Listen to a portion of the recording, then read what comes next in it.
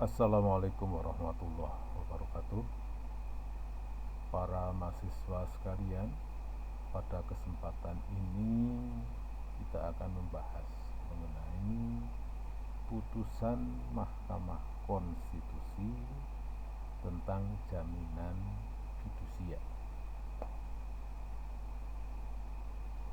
Putusan ini terkait dengan adanya permohonan uji materil terhadap ketentuan di dalam Undang-Undang Jaminan Fidusia.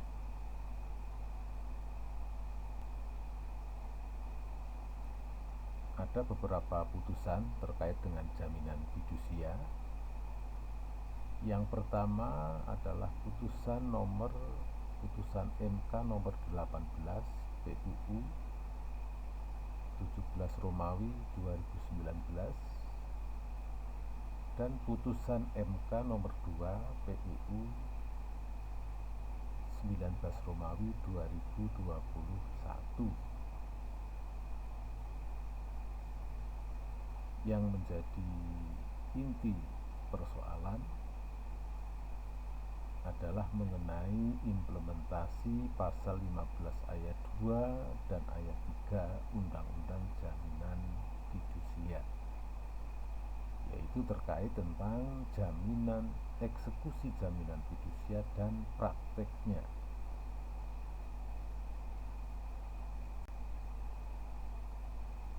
Beberapa persoalan pokok yang dibahas akhirnya menimbulkan persengketaan.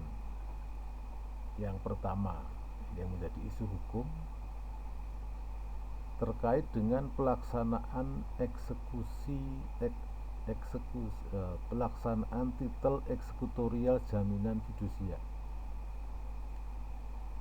Yang kedua, harus ada kesepakatan tentang terjadinya wan prestasi. Ini inti putusan MK. Harus ada penyerahan objek jaminan fidusia secara sukarela.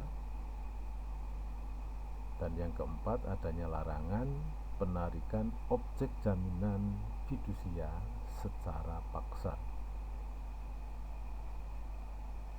Jadi sekali lagi inti putusan MK adalah terkait dengan pelaksanaan titel eksekutorial fidusia, yang intinya bahwa eksekusi jaminan fidusia harus dilaksanakan sesuai dengan ketentuan di dalam Undang-Undang Jaminan Fidusia. Yang kedua, untuk melakukan eksekusi jaminan fidusia harus didahului adanya kesepakatan tentang terjadinya wan prestasi, harus adanya penyerahan objek jaminan fidusia secara sukarela, dan larangan penarikan objek jaminan fidusia secara paksa. Sebelum membahas lebih lanjut, sekilas kita kembali ingat tentang jaminan fidusia. Di dalam Undang-Undang Jaminan Fidusia sudah dijelaskan apa itu fidusia dan apa itu jaminan fidusia. Fidusia adalah pengalian hak kepemilikan suatu benda atas dasar kepercayaan dengan ketentuan bahwa benda yang hak kepemilikannya dialihkan tersebut tetap dalam penguasaan pemilik benda. Di pasal 1 angka 1. Sedangkan yang dimaksud dengan jaminan fidusia adalah hak jaminan atas benda bergerak, baik yang berwujud maupun yang tidak berwujud, dan benda tidak bergerak khususnya bangunan yang tidak dapat dibebani hak tanggungan, sebagaimana dimaksud dalam Undang-Undang Nomor 4 Tahun 1996 tentang hak tanggungan. yang tetap berada dalam penguasaan pemberi fidusia sebagai agunan bagi pelunasan utang tertentu yang memberikan kedudukan yang diutamakan kepada penerima fidusia terhadap kreditur lainnya. Ini pasal 1 angka 2. Saya tidak akan membahas mengenai kedua hal tersebut karena itu sudah menjadi hal yang umum dipahami oleh semua orang, khususnya kepada mahasiswa hukum. Ini yang penting yang akan kita bahas. Pasal yang diajukan untuk dilakukan uji material adalah khususnya pasal 2 ayat 2 dan ayat 3 dari pasal 15.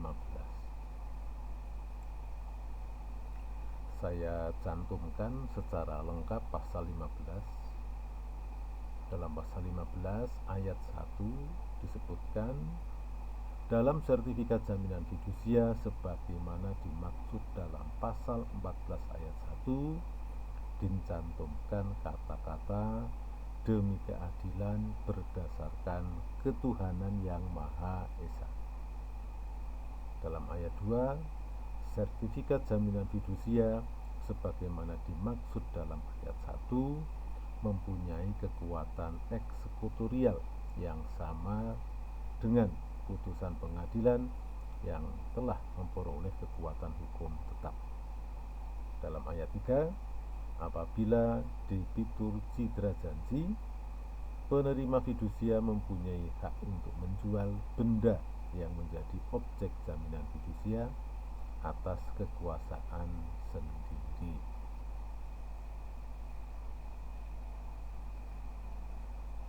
Yang diajukan uji material adalah ayat 2 dan ayat 3 dari pasal 15.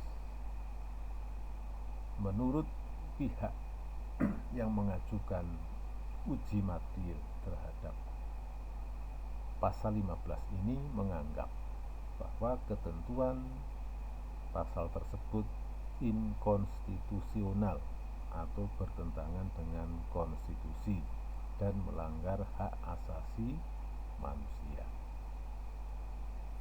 Sekarang kita akan membahas apakah dasar alasan mengajukan uji material itu benar ataukah tidak.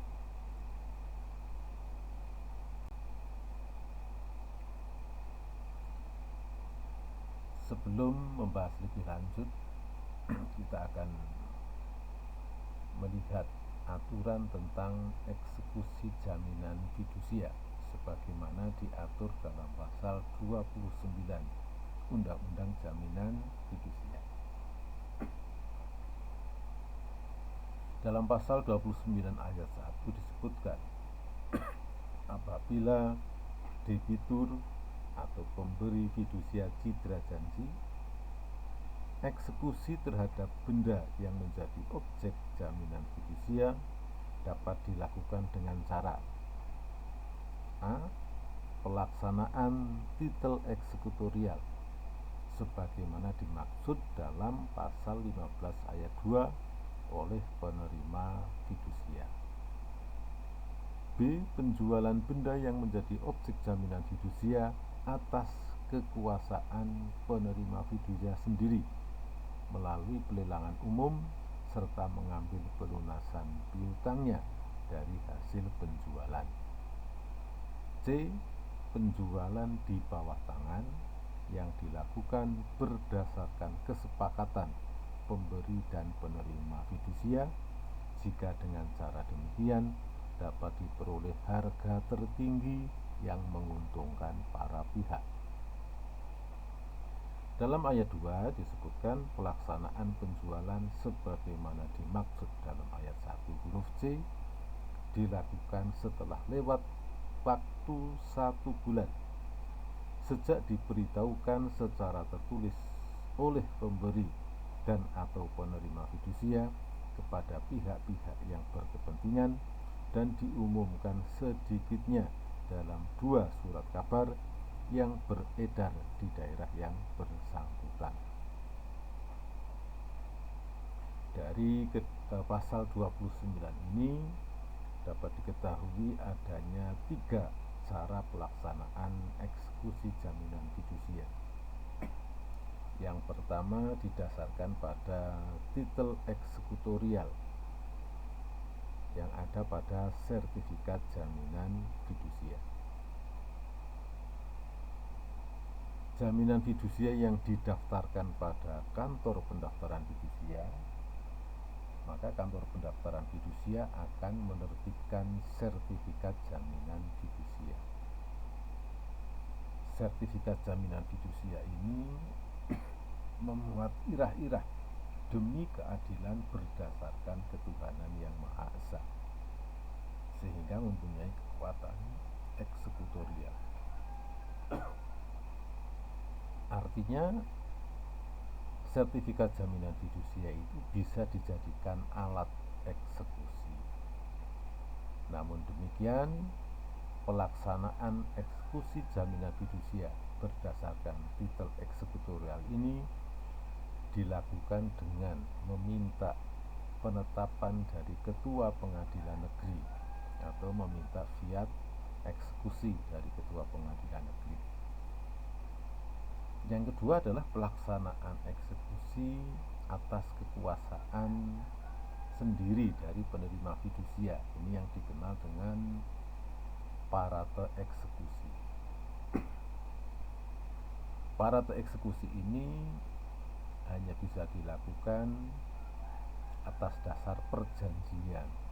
Jadi di dalam akta jaminan fidusia diperjanjikan bahwa kreditur penerima fidusia diberikan hak untuk melakukan penjualan atas kekuasaan sendiri apabila debiturnya wan prestasi.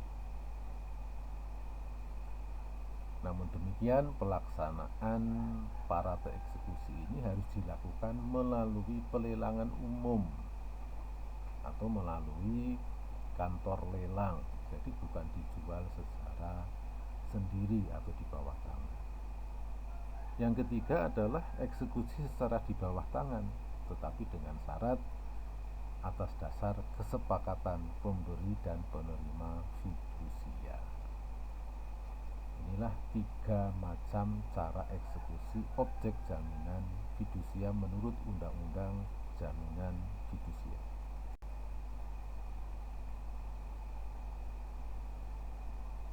Para mahasiswa sekalian, suatu aturan itu adil, suatu aturan itu baik apabila aturan itu juga memberikan perlindungan kepada semua pihak, yaitu pihak-pihak yang terkait. Sekarang kita lihat apakah undang-undang fidusia ini sudah cukup memberikan perlindungan kepada berbagai pihak. Yang pertama, perlindungan kepada kreditur. Itu sudah otomatis. Yang namanya hukum jaminan adalah aturan hukum yang memberikan jaminan atau perlindungan atas tagihan-tagihan seorang kreditur terhadap debiturnya. Nah, perlindungan terhadap kreditur tidak akan dibahas di dalam materi ini. Yang justru akan dibahas adalah perlindungan Undang-Undang Jaminan Fidusia terhadap diri debitur pemberi fidusia. Kita lihat dari ketentuan pasal 32 Undang-Undang Jaminan Fidusia. Di sana disebutkan setiap janji untuk melaksanakan eksekusi terhadap benda yang menjadi objek jaminan fidusia dengan cara yang bertentangan dengan ketentuan sebagaimana dimaksud dalam pasal 29 dan pasal 31 batal demi hukum. Jadi dari ketentuan pasal 32 ini, antara kreditur dan debitur tidak dapat membuat perjanjian tentang pelaksanaan eksekusi yang bertentangan dengan jaminan fidusia. Ini salah satu bentuk perlindungan kepada debitur. Kalau kreditur memaksakan dilakukannya perjanjian yang demikian, perjanjian ini batal demi hukum. Yang kedua, bisa kita lihat ketentuan pasal 33. Disebutkan setiap janji yang memberikan kewenangan kepada penerima fidusia untuk memiliki benda yang menjadi objek jaminan fidusia apabila debitur citra janji batal demi hukum. Pasal 33 ini melarang adanya janji milik, bahwa dengan wan prestasinya debitur atau pemberi fidusia, secara otomatis benda itu menjadi miliknya penerima fidusia. Yang janji yang demikian itu batal demi hukum. Ini juga bentuk perlindungan kepada debitur atau pemberi fidusia. Yang ketiga, dalam hal hasil eksekusi melebihi nilai penjaminan,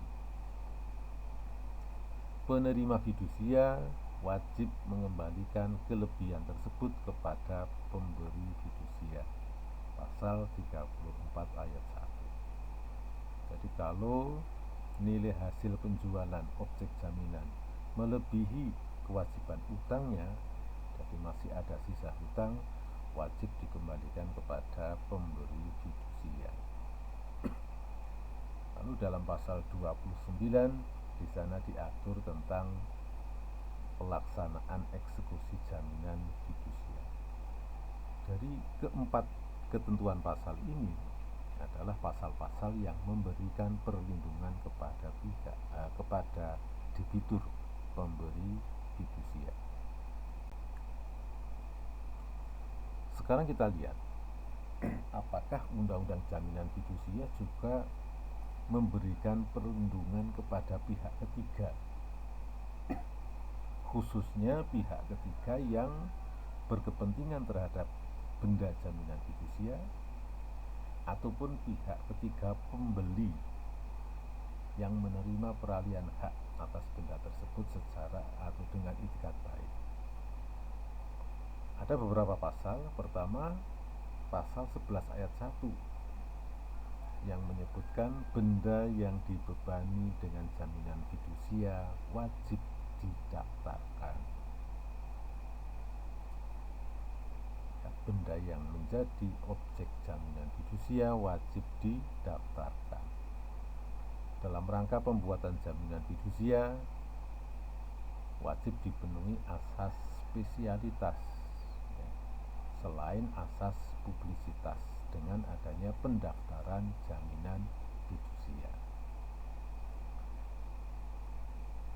Tujuan pendaftaran adalah sebagaimana disebutkan dalam pasal 18, segala keterangan mengenai benda yang menjadi objek jaminan fidusia yang ada pada kantor pendaftaran fidusia terbuka untuk umum.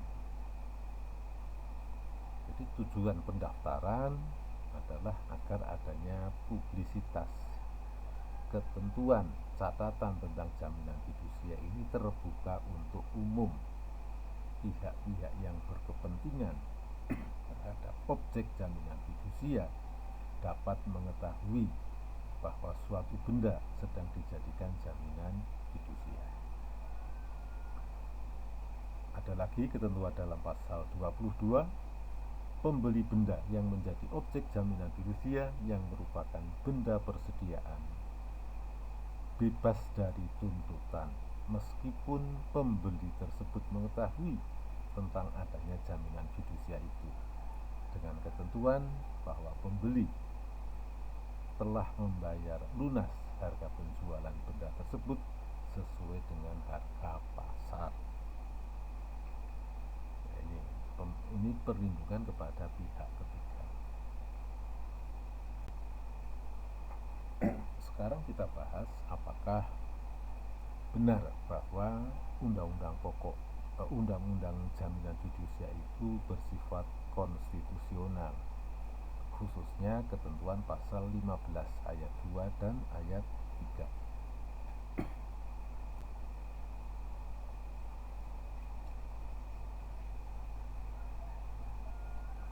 Kalau kita lihat bahwa jaminan fidusia ini mempunyai beberapa kelemahan.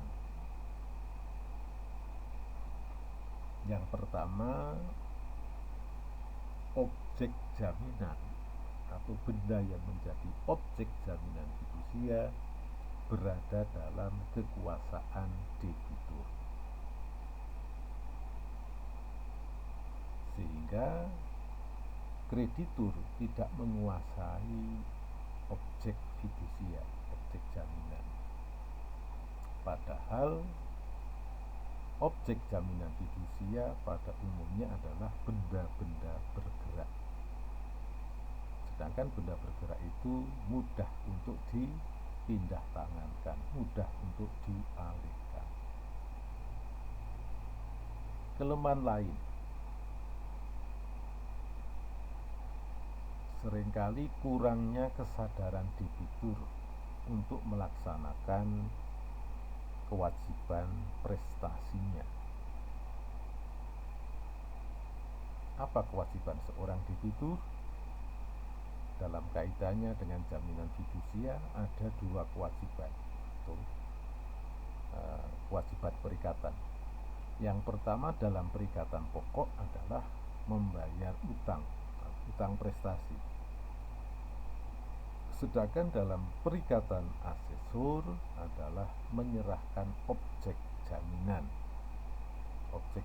fidusia kalau debiturnya dalam keadaan wan prestasi.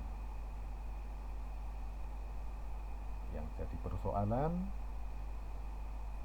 seringkali debitur sudah berada dalam keadaan wan prestasi, tidak bisa melunasi atau membayar utangnya, tapi juga tidak mau menyerahkan objek jaminan fidusia untuk dilakukan penjualan.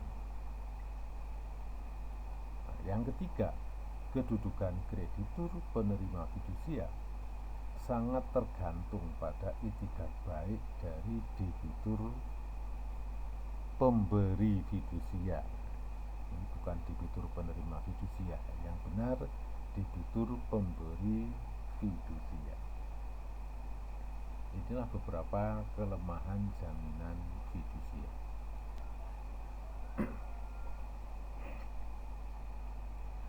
Sekarang kita bahas mengenai ketentuan ayat 2 pasal 15. Pasal 15 ayat 2 mengatur tentang sertifikat jaminan fidusia, yang mana sertifikat ini mempunyai kekuatan eksekutorial sehingga siap dilakukan eksekusi. Ketentuan ini dimaksudkan untuk memberikan perlindungan kepada seorang kreditur penerima fidusia. Kreditur yang telah menyalurkan dananya untuk kepentingan debitur juga perlu diberikan perlindungan.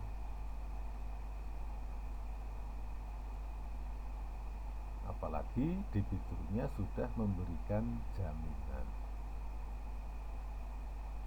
Nah, jaminan fidusia ini termasuk jaminan yang sifatnya khusus. Jaminan khusus berupa jaminan kebendaan. Pada jaminan kebendaan melahirkan hak-hak kebendaan, yaitu hak kebendaan yang bersifat memberikan jaminan, sehingga krediturnya mempunyai kekuasaan bertindak langsung atas bendanya. Dengan adanya sertifikat jaminan fidusia, maka kalau debitur melakukan wan prestasi,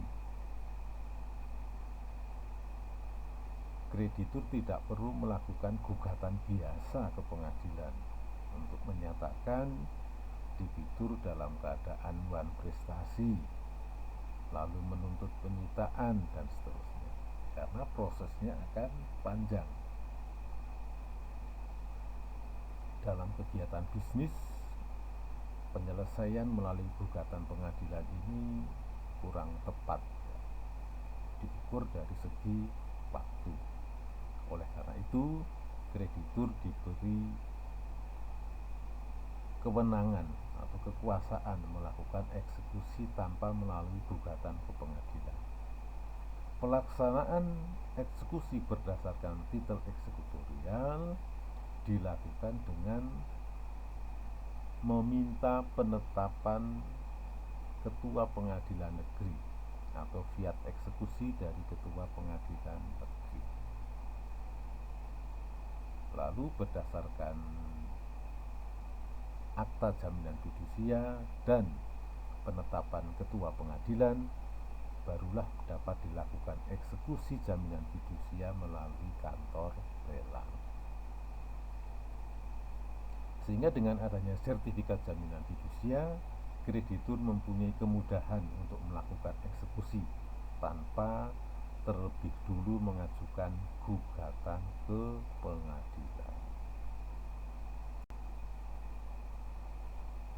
Yang kedua terkait dengan kesepakatan tentang kapan debitur wan prestasi. Dalam putusan MK disebutkan terkait dengan kapan debitur wan prestasi harus ada kesepakatan. Nah, dalam hal inilah yang menimbulkan kontroversi. Apakah harus diperjanjikan ini sesudah debitur tidak membayar hutang, ataukah dapat diperjanjikan sebelumnya? Kalau yang dimaksud oleh putusan MK ini bahwa kesepakatan itu harus diperjanjikan lagi setelah debitur tidak bisa membayar utang, ini menjadi tidak tepat. Tetapi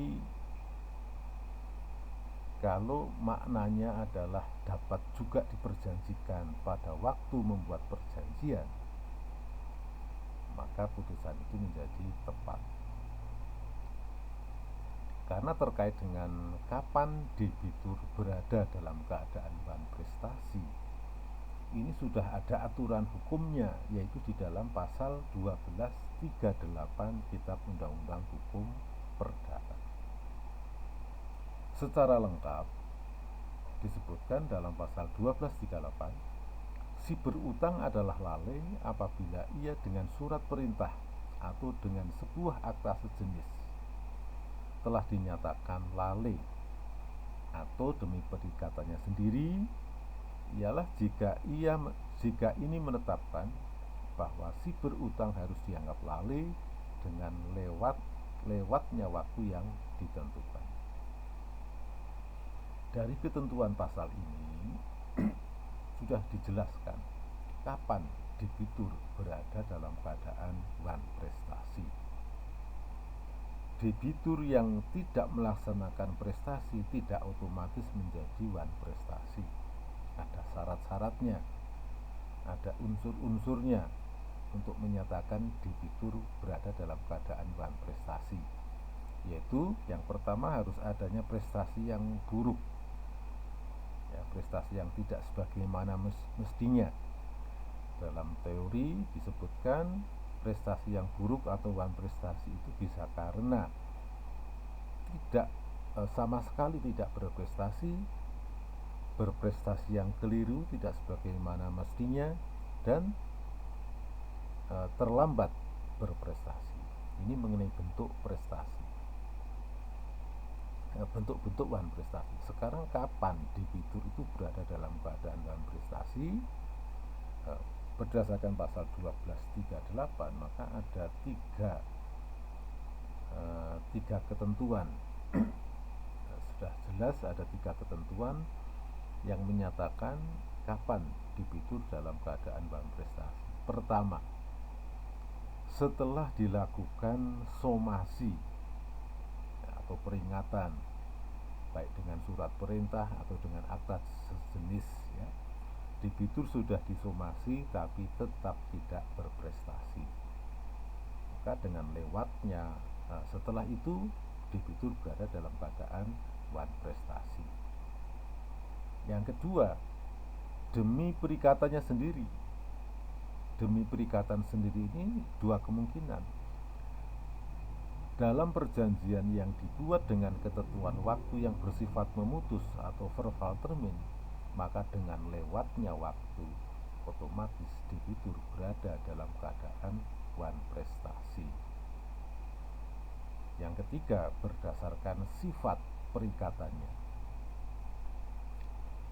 Ya, jadi sifat perikatan ini maksudnya kalau suatu perjanjian, walaupun tidak disebutkan batas debitur harus wan prestasi, tapi apabila dengan lewatnya waktu, maka pelaksanaan prestasi itu menjadi tidak lagi bermanfaat, tidak ada artinya bagi kreditur, maka berdasarkan sifat perikatan itu debitur berada dalam keadaan wan prestasi apabila tidak bisa melaksanakan prestasi sebagaimana mestinya.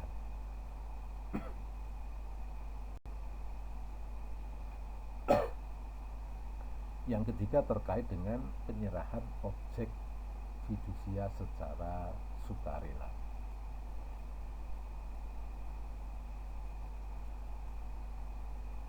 Dalam pasal 30 Undang-Undang Jaminan Fidusia disebutkan, pemberi fidusia wajib menyerahkan benda yang menjadi objek jaminan fidusia dalam rangka pelaksanaan eksekusi jaminan fidusia. Pasal ini mengatur tentang kewajiban debitur pemberi fidusia apabila dia berada dalam keadaan wan prestasi harus menyerahkan benda objek jaminan fidusia ini kepada kreditur ketika kreditur akan melaksanakan eksekusi jaminan fidusia. Sehingga mestinya dengan sukarela debitur menyerahkan objek jaminan fidusia. Persoalan di dalam praktek seringkali debitur tidak mau menyerahkan objek jaminan itu secara sukarela. Terkait dengan penyitaan jaminan fidusia ini ada dua kemungkinan, yaitu penyerahan secara sukarela dan penyitaan secara paksa. Ini maksudnya adalah ini penyitaan objek fidusia secara paksa. Dalam hukum perdata memang ada aturan tentang larangan melakukan pemaksaan atau eigenrechting yang dapat melakukan tindakan paksa termasuk penyitaan secara paksa adalah alat-alat kelengkapan negara. Dalam hal ini adalah juru sita.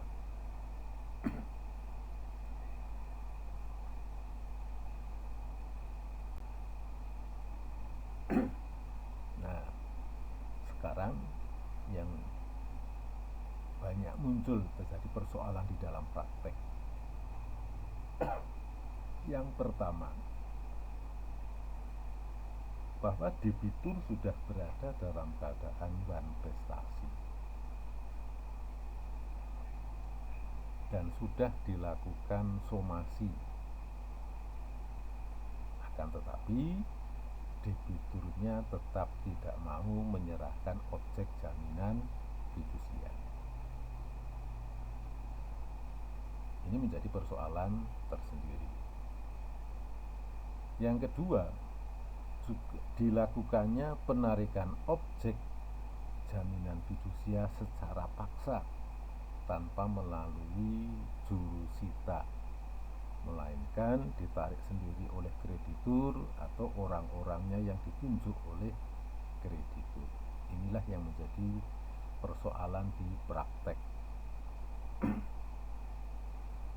Bukan persoalan teori, tapi persoalan praktek. Yang ketiga, dilakukannya eksekusi secara di bawah tangan tanpa persetujuan debitur. Jadi persoalan eksekusi ini yang paling banyak terjadi. Jarang eksekusi fidusia ini dilakukan melalui titel eksekutorial,